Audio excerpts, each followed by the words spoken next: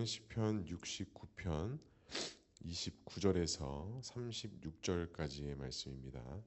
시편 69편 28절에서 36절까지의 말씀, 우리 한 절씩 교독하도록 하겠습니다.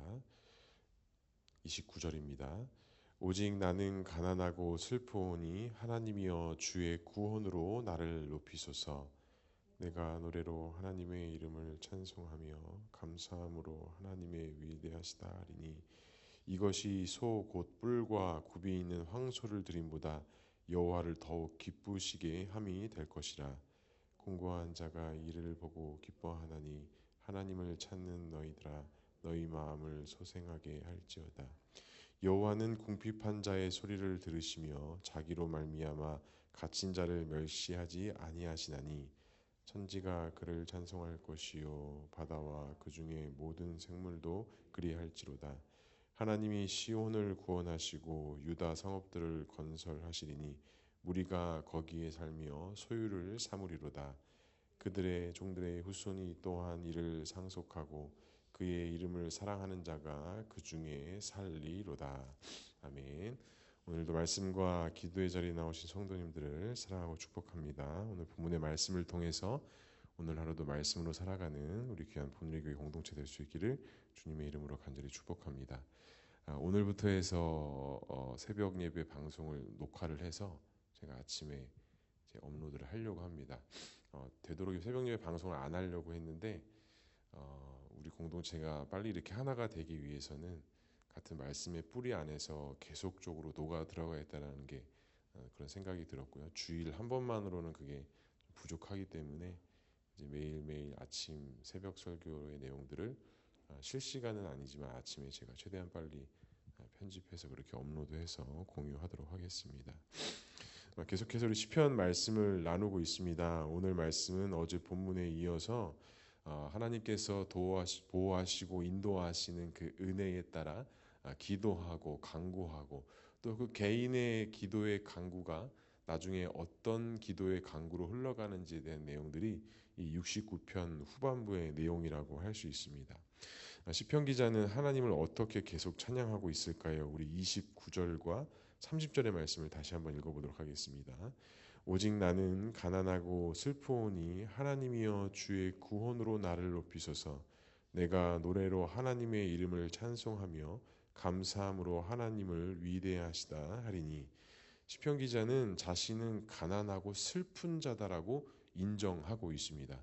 우리가 하나님 앞에 기도하고 찬양하고 특별히 하나님의 제자다운 삶, 하나님을 주인 모시는 삶을 살아갈 때 가장 먼저 필요하고 가장 먼저 간구해야 되는 것이 뭐냐? 자기 자신에 대한 철저한 고백과 결단과 낮아짐이 있어야 된다는 것이죠. 내 안에 어떤 다른 것들이 채워진 채 하나님 앞에 아무리 나와서 기도해도 아무리 나와서 찬양한다고 해도 하나님께서는 그 예배와 기도를 받으시지 아니하신다는 것입니다. 자기 자신을 철저하게 하나님 앞에 내려놓고 나의 경험, 나의 철학, 나의 모든 생각들을 주님 앞에 내려놓고 자복하는 마음으로 가난한 마음으로 주 앞에 나아갈 때 하나님께서 그 마음들을 채워주시고 하나님의 은혜로 또 빛 가운데로 우리를 인도하신다는 것이죠. 그래서 오늘 시편 기자도 나는 가난하고 슬픈 자입니다. 그러면서 자신을 인정하고 하나님 앞에 고백하는 것이죠. 그리고 주의 구원으로 나를 높이소서. 이어서도 내가 노래로 하나님의 이름을 찬송하며 감사함으로 하나님을 위대하시다 하겠다라고 고백을 하고 있는 것입니다. 철저하게 자신을 낮추고 나의 주인 되어주시고 나의 생명 되어주신 하나님을 높이고 찬양하며 어제 말씀에서도 나눴지만 구원으로 나에게 응답하여 주시옵소서.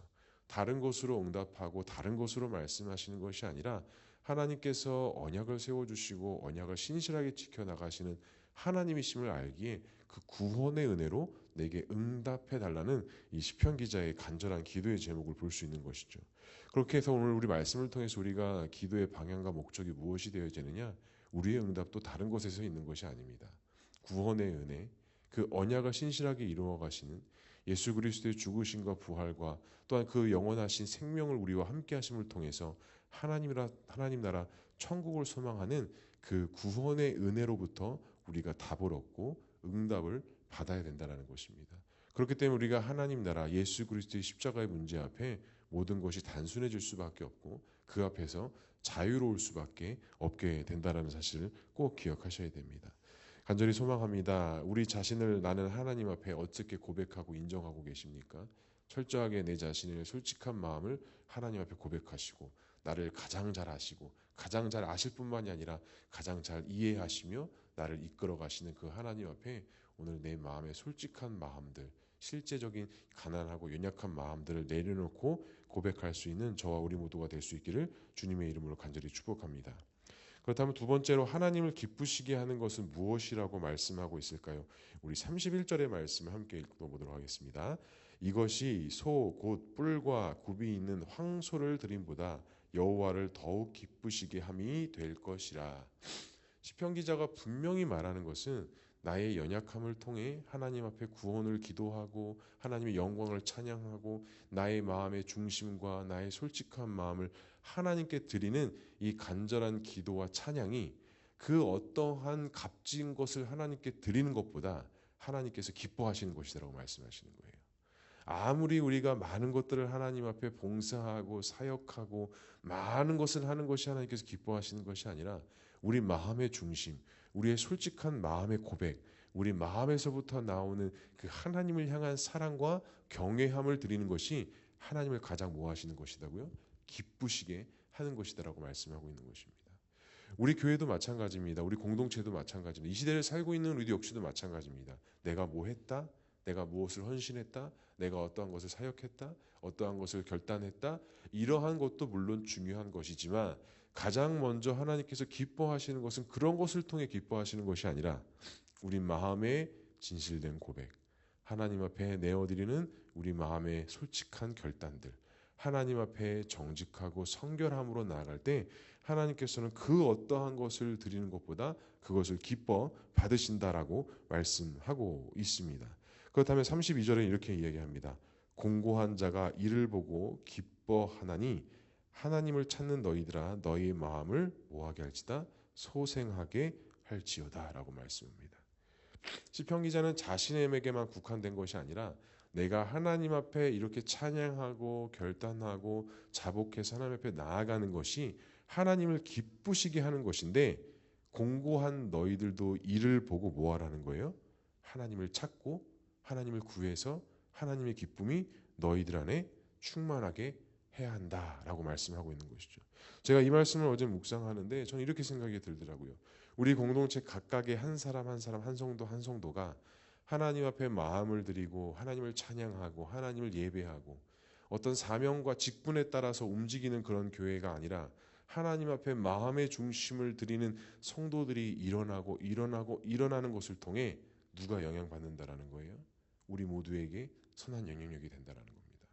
다른 어떤 눈에 보이는 것이 우리 공동체를 하나 되게 하고 하나님 앞에 기쁨이 되게 하고 우리가 부흥하고 성장하는 원동력이 아니라 각각의 자리에 서 있는 성도 한 사람 한 사람 한 사람이 하나님 앞에 자신의 마음을 내려놓고 하나님을 인정하고 하나님을 기쁘시게 하고 하나님을 사랑하는 마음으로 작은 일들을 하나하나 해나갈 때 그 모습과 그 영향력을 통해 하나님께서 기뻐하시고 많은 성도들이 그것을 통해 주 안에서 하나 되게 하신다라는 거. 제가 주일날 설교 말씀드렸던 것처럼 그 집사님의 풀베는 하나의 모습이 저의 마음을 감동케 하고 우리 성도님들의 마음을 감동케 했던 것처럼 직분을 통해서 어떠한 사역과 어떤 이뤄내는 것을 통해서 하나님께서 역사하시는 것이 아니라 진정으로 하나님을 사랑하고 하나님을 경외하는 마음들이 우리 모두에게 감동이 되고 하나님께서 기뻐 받으시는 일들이 된다라는 것을 말씀하고 있는 것입니다. 사랑하는 성도 여러분, 하나님은 궁핍한 자의 소리를 들으신다라고 말씀합니다. 하나님은 다른 자의 소리를 들으시는 것이 아니라 가난하고 자복하고 회개하는 자의 소리를 들으신다라고 말씀합니다. 아직도 내 안에 세워져 있는 전통적인, 관습적인, 형식적인 것들에 얽매여 있다고 한다면 그 모든 것들을 주님 앞에 내려놓으시고 하나님을 기쁘시게 하는 것이 무엇인지, 정말 하나님을 경외하는 삶이 어떠한 삶인지를 깊이 묵상하셔서 오늘 하루도 하나님을 기쁘시게 하고 그 하나님의 기쁘시게 하는 것을 통해 또 다른 누군가에게 선한 영향력이 될 수 있는 저와 우리 모두가 될 수 있기를 주님의 이름으로 간절히 축복합니다. 마지막으로 시편 기자의 기도의 방향의 흐름은 어떠할까요? 우리 35절의 말씀을 읽어보겠습니다. 하나님이 시온을 구원하시고 유다 성읍들을 건설하시리니 우리가 거기 살며 소유를 삼으리로다. 69편의 내용을 쭉 보다 보면 초반부는 개인의 어떤 강구, 개인의 어떤 원수되는 부분들에 대한 갚아달라는 기도로 시작이 됐다면 후반부의 시편 기자의 기도의 방향은 어떤 방향으로 흘러가고 있느냐? 전체를 향한 기도의 방향으로 흘러갔습니다. 개인의 방향, 개인의 흐름으로 기도했던 이 기도가 시편 기자의 마지막에 기도해 보면 시온을 구원하시고 유다 성읍들을 건설하시리니 무리가 거기를 살며 소유를 삼을 것이다. 결국은 하나님의 언약의 약속이 나에게만 응답되는 것이 아니라 하나님의 백성 삼으신 공동체에 응답되게 해달라는 기도를 하고 있는 것이에요.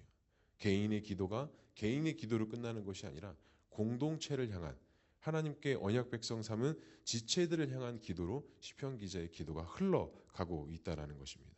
개인의 고통의 기도에서 민족의 회복과 공동체 회복을 위한 기도의 간구를 하는 이 기도의 방향. 아마 우리도 이런 기도의 방향으로 가야 되지 않을까 생각합니다. 성숙한 성도의 마음과 기도가 바로 이런 것입니다. 성숙한 성도는 자기에게 집중하는 것이 성숙한 성도가 아니라고 생각합니다. 저도 이 과거를 저를 생각하다 보면 정말 기도를 많이 하고 하나님 앞에 정말 신실하고 경외하는 마음으로 나갈 때 그러니까 중고등학교 시절이었죠. 정말 기도를 그때 많이 했거든요. 근데 그때 저의 기도의 시간에 대부분의 기도의 제목들은 저를 향한 기도의 제목들이 아니었던 것 같아요. 만약에 1시간을 기도하면 나를 위한 기도는 한 5분 남짓, 나머지 시간들은 다 무슨 기도를 했을까요? 친구들, 가족들, 교회, 다 이런 기도들로 채워갔던 것 같아요. 근데 제가 의도했던 게 아니에요.